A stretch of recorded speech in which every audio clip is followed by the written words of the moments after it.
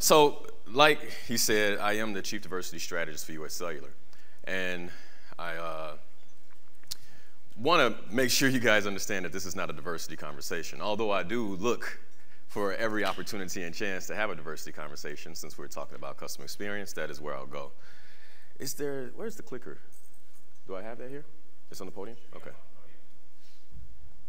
Here we go. All right. So what we're going to talk about this morning is customer experience. And I want to talk briefly about US Cellular's customer experience transformation. And real quick, for those of you who are not familiar with US Cellular, US Cellular is the 5th largest wireless carrier in the United States. And you guys know the other 4, Verizon, which is #1 from a customer base perspective, and AT&T, Sprint, T-Mobile. And to put things in perspective, US Cellular is about, well, T-Mobile is about 7 times larger than US Cellular. And so we're a national company, but at the same time, size is not one of our differentiating points. What our differentiating point is customer experience. And so I want to have a conversation with you about customer experience. And in that, a lot of times people say, okay, well, what does customer experience mean? And I want to debunk the myth of great service equals great experience, because in actuality, that's not necessarily true. And to do that, I'm going to share with you a few models of what customer experience looks like with different industries. So what is the goal of having a great customer experience? Well, ultimately, it's loyal customers, repeat business, growing the market share for your business, and also profitability. We're all in the business of making money. Now, Andrew Reese Consulting in 2011 had a survey, and they sent this survey out. And what they asked the respondents was 2 questions. 1, what was the best customer experience you had in the past, in the recent past? And also, what was the worst customer experience that you've had? And they got back about 900 different respondents. And what those respondents told them was very interesting. One particular company came up for bad experience the most often, and that company was Walmart. And here's some of what those customers had to say. I don't like the crotchety old man who are the greeters. They also said it's terrible service. The store was sloppy overall. And there's not enough cashiers. I had to wait in line. I don't know how many of you who have gone into a Walmart, but typically waiting in line is what you do, right? And also, the employees don't seem to care. They're just here for a paycheck. All right? Now, Walmart overall seems to be doing quite well, so well that part of their logo is this, right? A smiley face. And so when Andrew Reese followed up on this, they said, okay, so you say Walmart has a bad customer experience. Well, another question. How many of you would go back to Walmart and shop again? What would you say the percentage of customers was that said, yes, I would go back to Walmart? All right, so pretty high, right? You're absolutely right. He said 94, it's 93%. 93% of them said, I would actually go back to a Walmart and shop again. So I suppose we could say that customer experience is delivering on what you promise to deliver. And Walmart promises to deliver on always a low price. Or save money. And what's interesting about this is they've rebranded themselves, right? And the second one is more to kind of go straight at target. But at the end of the day, their customer experience promise is you're going to save money. And so use it as a premise to build on this. The customer experience promise is made up of 3 segments. First, you have price leader. Then you have product leader. And then last but not least, service leader. And we just talked about Walmart. They're a price leader. So a couple other examples of price leaders would be IKEA, right? And then you have Hyundai, which floats right between the 2 of those. And this is difficult to do for almost any business. You can't just, typically you have to decide which one you want to be with, but there are a few players who they do very well at floating in the middle. Hyundai is one of them. You guys know this. Great price, 100,000-mile warranty on their cars, and they have a pretty innovative vehicles as well. Then you think about product leaders, Goodyear, right? Many of you, if you have to buy tires for your car, Goodyear tires are going to cost you quite a bit, but you get performance. Audi, last 6 or 7 years, they've done a phenomenal job on their product. Apple, don't have to say a lot about that. We'll talk about Apple a little more. Husqvarna. Does anybody know what Husqvarna does? I got to see a hand here. I'm sorry? Sewing machines. Anybody else? Chainsaws. That's what they're really known for. If you are in the Northwest or you're in Canada and you talk to a lumberjack, he will tell you, say, hey, what kind of chainsaw would you buy? He's going to say Husqvarna. Why? Because you can basically do anything to that chainsaw and it will start the next morning. Very expensive, but lumberjacks love them. Then you have Lexus that does a good job of straddling the middle of product leader and service leader.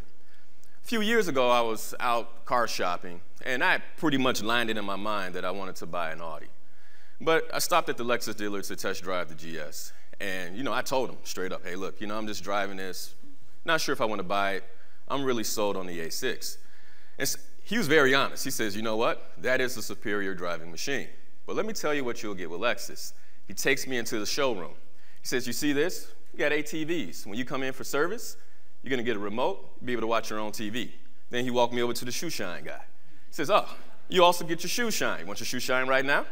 And he took me around to the business counter and said, and if you have work to do, you can log into the internet, get on your laptop, knock out some work. All about service. Well, I still live in Audi. And when I go into the dealership, I basically share my TV with 6 other people. But that's what Lexus is really good at. They straddle the line of product and service leader. And then we all know Southwest. Some of you flew Southwest to get here. They do a good job of straddling between price and service leader. Okay? And then service leaders in the industry, we know Nordstrom. Some of us have Nordstrom clothes on our back right now, Hy-Vee. And then last and definitely not least, my company, US Cellular. So what is the DNA of the customer experience promise? Well, at US Cellular, it's comprised of 3 things for us. And the first one is culture. We invest quite a bit into our culture. The second one is people. And then last but not least is your partners. None of us can do business to ourselves, right? We all have partners that we use to get the job done.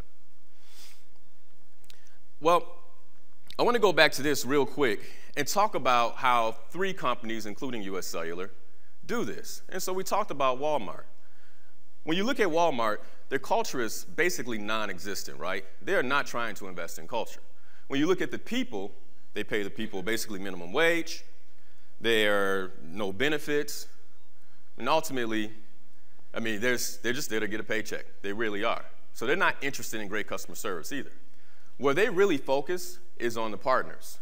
Walmart does a phenomenal job of basically going to different retailers or brands and saying, we're going to buy the most of your product, more than anyone else, and we want the cheapest price. And so as a result, when I go to Macy's, I'll spend about $60 on Levi's that I can get at Walmart for $29.99, right? And some of us, we just don't want to be bothered, so I'll go to Macy's instead. But someone could be right in here today, could be wearing the same pair of jeans, $30 less. That's what they're good at, low price. That's what they focus on. Let's take Apple. Apple is a product leader. Now, they're still a product leader, but it's an interesting thing that's taking place right now between Samsung and Apple. But let's consider Apple 10 years ago, all right? So in 2001, they introduced the first generation iPod. Now, most companies, when they do what Apple did, 3 months, 300 million units sold, they'll take out the pom-poms and, get the cheerleaders, right? You feel good about yourself. We're done. We just sold 300 million. Apple didn't do that. What they did is they continued to innovate. And 9 months later, they released the iPod 2. 11 months later, they released the iPod 3. And 12 months later, they released the iPod 4. After the iPod 4, they release a new iPod just about every 6 months. So when you think about the culture at Apple, if you're not a creator or an innovator, you're more interested in status quo, you're probably not going to last because that culture is all about innovation. You think about the people. They breathe and think and sleep creativity and innovation. And when you think about their partners, they basically put the screws to their partners around confidentiality, around you're going to have very little notice, but large quantity when we need you to deliver something, whether it's an LCD screen, small components, processors, whatever it is. They've done a really good job at basically saying, hey, we're not going to tell you what it's for, but when we want it, we want it. That's how they're a product leader when it comes to that piece or that segment of customer experience. So at US Cellular, we've taken this and we've applied it to our business as well. But that's around the business of being a service leader. That's where we really want to focus for customer experience. So I want to talk a little bit about our culture. So this here is a diagram of the dynamic organization. And this is what we call, basically the roadmap for our culture. And this is really important because you see the 4 segments on the outside there. You have leadership excellence, which leads to associate passion, which ultimately creates customer advocacy and provides the company superior results. We invest a lot of money into making sure that our associates and our leaders understand our culture. We also have an annual culture survey. In the middle here, you'll see the values and behaviors of the organization. And we have an annual culture survey where we basically ask the associates of the company to evaluate their leaders. And, and the questions are, does your leader lead by the values and behaviors of the organization? Now, here's the thing. It's not something that we just talk about.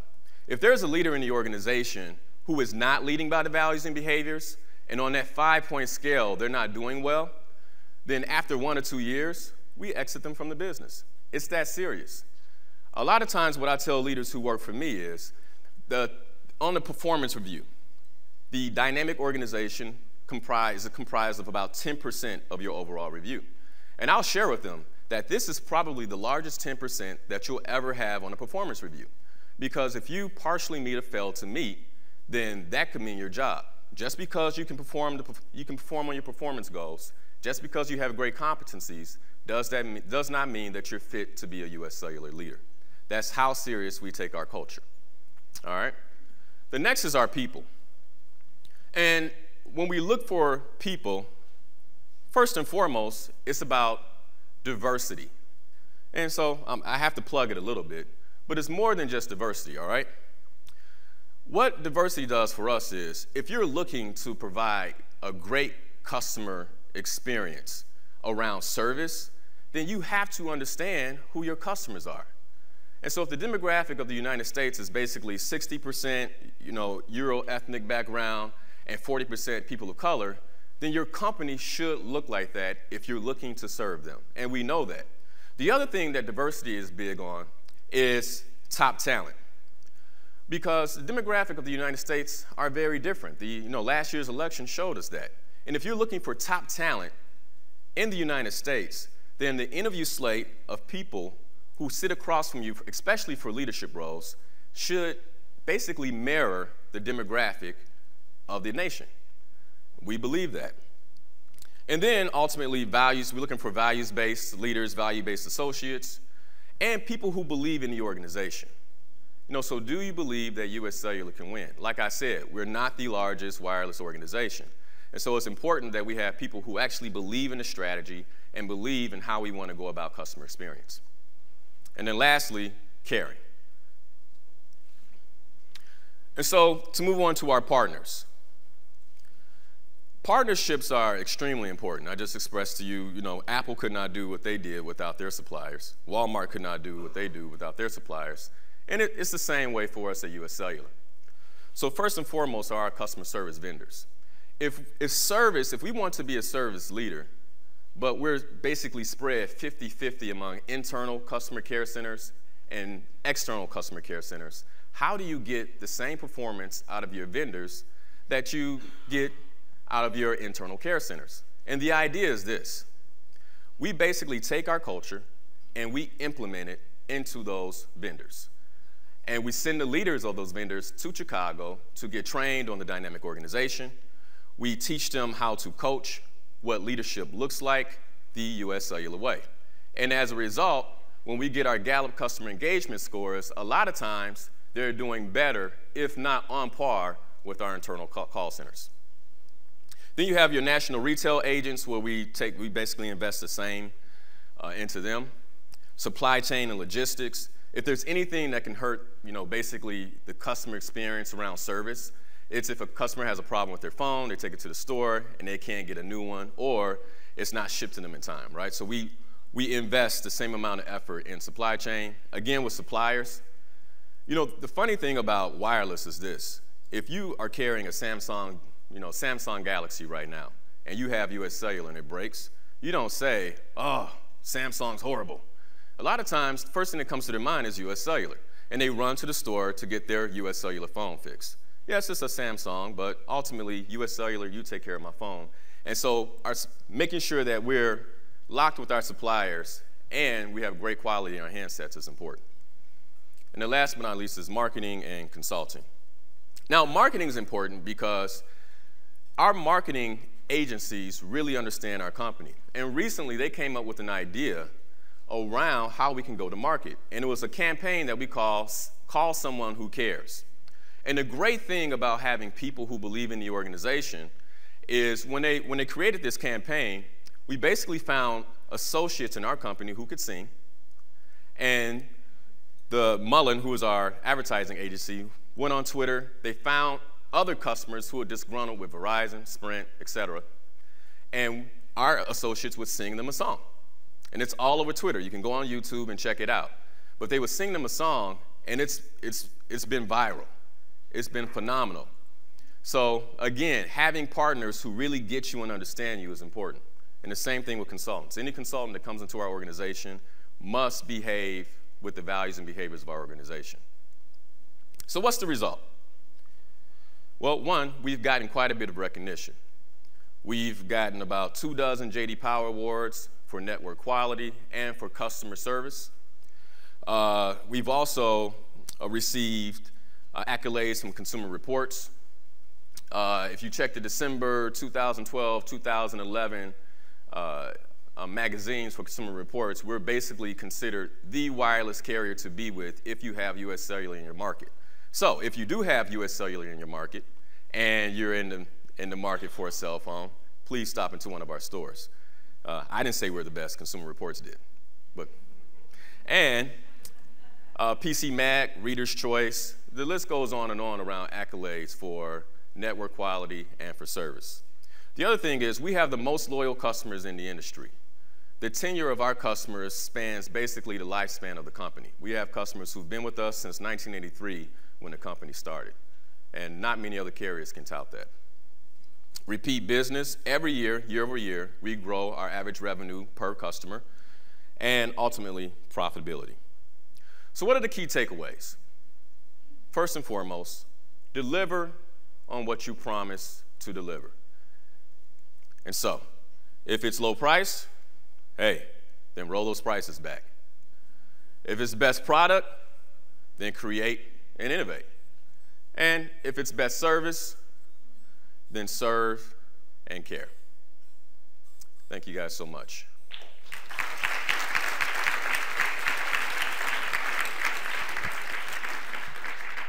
Any questions? Yes, sir. I think a mic is coming. What do you use as daily reinforcements or continuous reinforcements to perpetuate the culture among your associates? As a daily reinforcement? Yeah, what do you use to reinforce on a daily basis or weekly, whatever, to keep it front and center for your associates? So I would say there's a couple of things. I don't know if that it's daily or weekly, but one of the investments we make in our culture is we fly all of our leaders in Chicago once a year for what we call a leadership forum. And so we re-infuse what our culture is all about. And one of the things we found is, what I showed you there is evolved dynamic organization. It didn't look that way maybe 4 or 5 years ago. And so as times change, we evolve it, and then we also teach what the evolution should look like in application. And we believe it's the job of the leader to lead. You know, one of the questions we have on our annual culture survey is, my leader is a role model of the dynamic organization. Another question is, my leader teaches the dynamic organization. And so because they know they're being scored on that, it's a conversation that you have almost every day. One of the things I coach my leaders to is this. It's one thing for me to say to you, you're doing a bad job.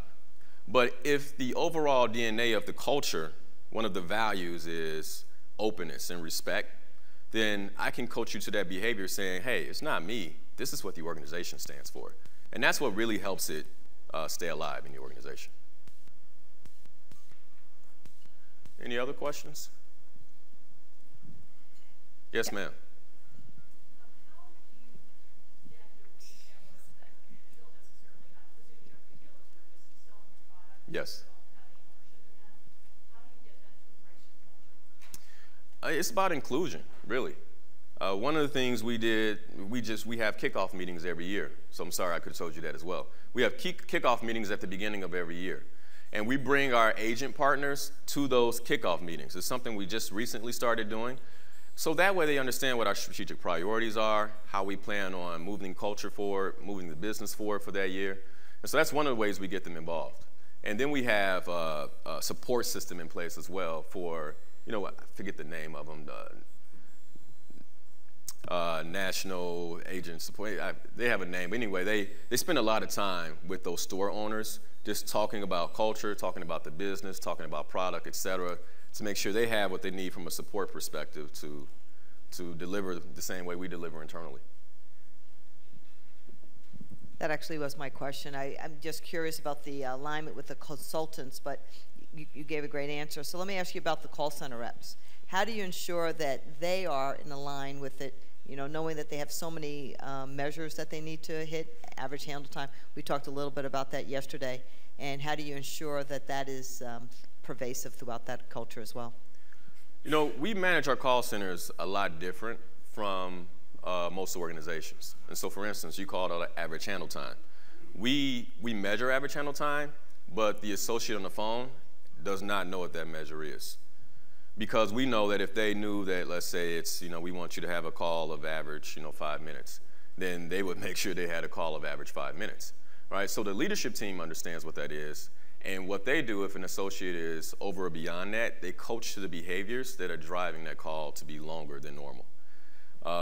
One of the other things we do is we have town halls. And so our executive team, the vice president of customer service or, you know, the individual leading the customer service operations for the vendors, will go out and have biannual town halls where we, one, make sure they understand the strategic priorities for the company. They know where they fit into the business, why they're important, and we answer any questions they have. And lots of focus groups help as well. Typically in focus groups, we ask 3 questions. And those questions are, what's going well? What could we do differently? And if there's one thing that we could change for you, what would that be? And the trick is, once they tell you, making sure you follow up and do it. Because then they see that you're really serious about making, you know, about caring for them, and so they'll care for the customer. Any other questions?